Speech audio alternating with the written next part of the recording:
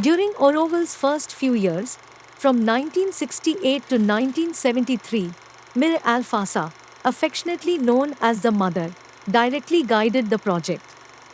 After her passing in November 1973, the residents of Auroville soon found themselves in confrontation with the Sri Aurobindo Society, who claimed control over the project.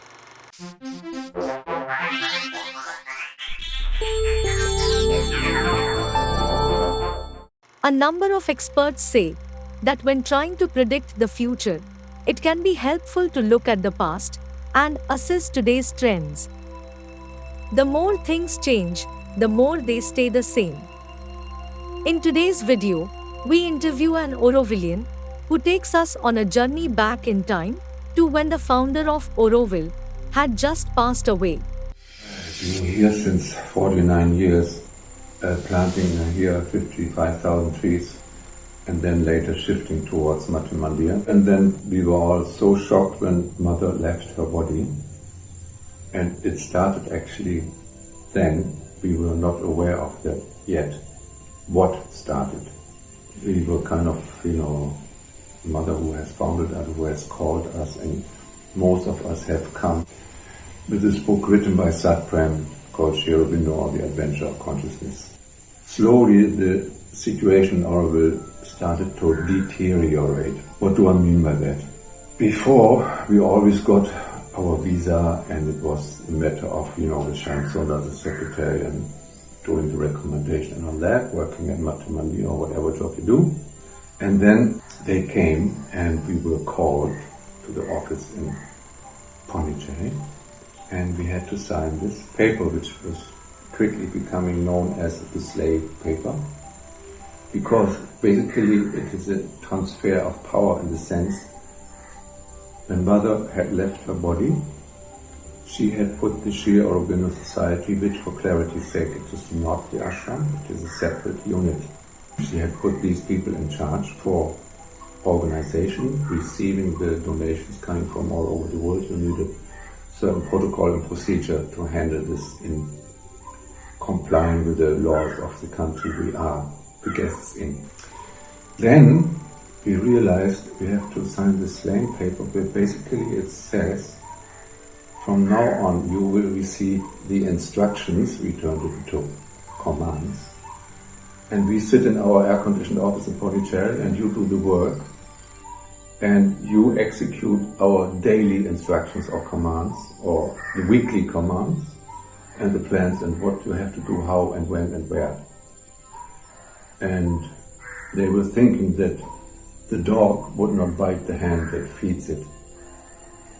They were wrong.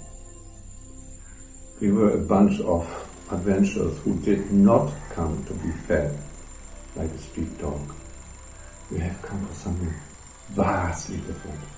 So, we did not sign this paper saying that they were giving us the plans, instructions, commands, what to do, where, and what we are allowed to do and what we are not allowed to do. And then they said, oh, in that case, you may not get your visa extended or get your visa cancelled. You may have to face written notices, deportation orders. And this was going on over months and years. It was not a matter of, short time. And then it had come to the point where we had these wild meetings, the Putu meetings and meetings here and there, and the construction place in the cellar of the Bar Nivas where we could meet without being pursued. And we agreed, no, we have not come for that. And we have no money and no power, and they closed the money supply, they closed the food supply, and we were reaching out the best way we could to the already, in a rudimentary manner, in a kind of fragmented organization of Auroville International, like now it is well established in all the countries, in my case in Germany. Anyhow, we were reaching out, we need help, we need money, we need to eat. We will not go down like slaves here, we did not come here for that. The obvious effect was that they cancelled our visa even if they were years still valid. And then they came, either you sign this paper or you will receive a quit notice. We did not sign, the quit notices arrived. And then we were supposed, you will be deported now, you have to report with your luggage to this and this point, this and this. And we refused to be deported. And then the law machine is being set in motion. And all good Orwellians, I'm saying consciously, all good Orwellians, went to jail, including me and Frederick and all these people. Something I never forget, Villapuram Central. When I travel today by motorbike or by other means through that village, Villapuram, I never forget that jail there. It was a very intense experience. And then there were these people who called themselves neutrals, and who, to this day, it seems some of them have not understood, if you not take a stand, and you think to live in the illusion of neutrality, you are, by not standing up, you are supporting the oppressor. And if you are not understanding this, there's not much left to argue. And then it started that we were still there. We refused to be deported. We refused to cave into the pressure. We refused to cave in under going through the experience of being in an Indian jail. Though the people, by the way, the prison wardens, they knew we are not ordinary thieves or murderers, and they were treating us from a heart level very nicely, friendly. They did not treat us like criminals. So we were back, and then it started. They went as far as hiring a total army of 70 gundas, and I'm knowing what I'm talking about here. We have counted. I have personally seen a certain fellow member of the SAS, with the name of Prasad, comes with a jeep handing out banknotes. We could see that without binoculars. And the message was, these are foreigners, this is our India, this is our land, throw them out. And then these people, these paid mercenaries, they knew me, they knew us, and their heart was not really in it. But still, for the money and for some brandy and liquor, they finally got themselves a bit loaded up with some liquor.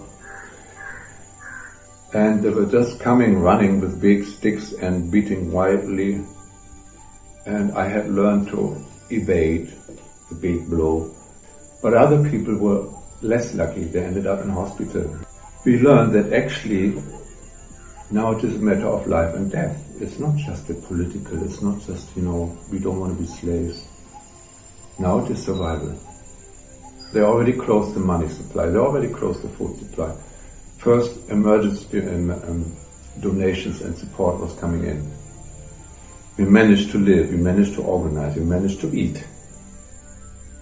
We managed to throw these people off. They realized that even we are a minority, that we are strong, we are not budging, we are not running away, and they are just paid slightly drunk fellows. They did their job and then they ran away.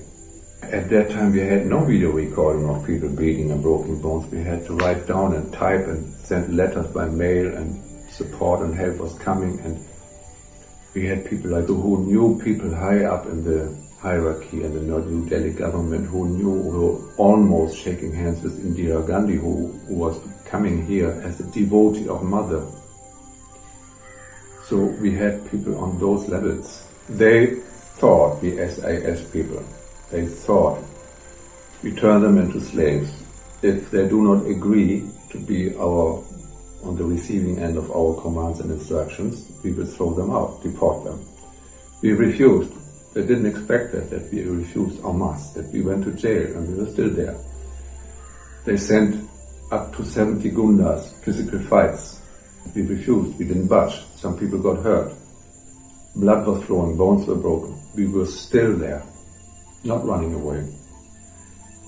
Then they started to invent with they had the money, donation money coming in for all of it actually, it was meant to be. And they invented this thing, according to Indian law, it is like this. You have an organization which is under the umbrella, the title, religious undertaking. if we declare Auroville a religious undertaking, never mind that Mother and Sri Aurobindo all their life have written and talked and lived by the example, that we do not want to start another religion. Please never try to put us and what we are saying and teaching here in the category of religion. We had enough religion, we have to go beyond this. Yeah, people have been killing each other for centuries and centuries, the Christians, the non-Christians, the Muslims, the whatever, Hindu. We have to go beyond all this. So, the SAS, with their lawyers, with the money, they invented the scheme then. We turned this into a religious undertaking. Then, by now, we had started to call for help, vocally and then in writing, to the government of India, where we had friends.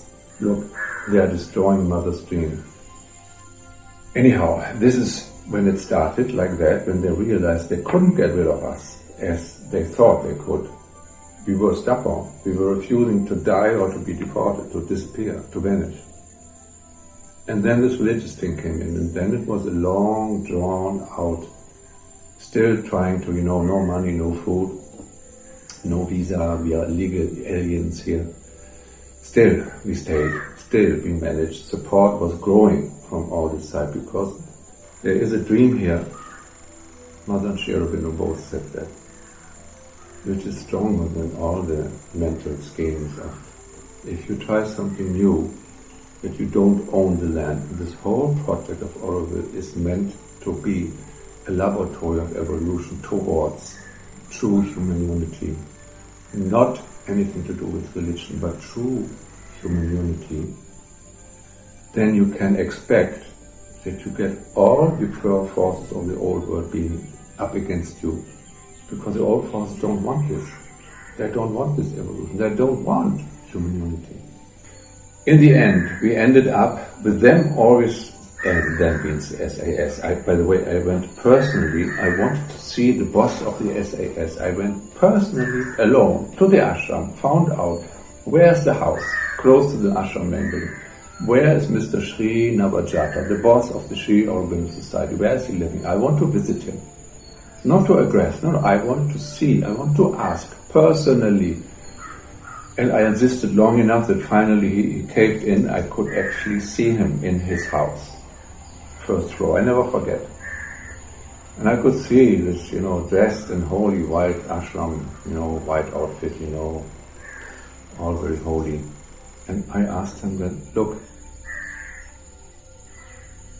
Sri Navajata, what are you doing? We came here for Mother, and here's the Auroville Mother's dream, and you know all this. What are you doing?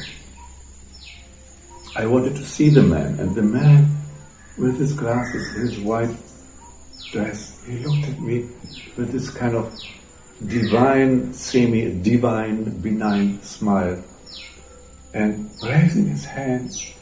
Good show, good for any Bollywood movie. We all do Mother's work, the divine work, all of us, isn't it?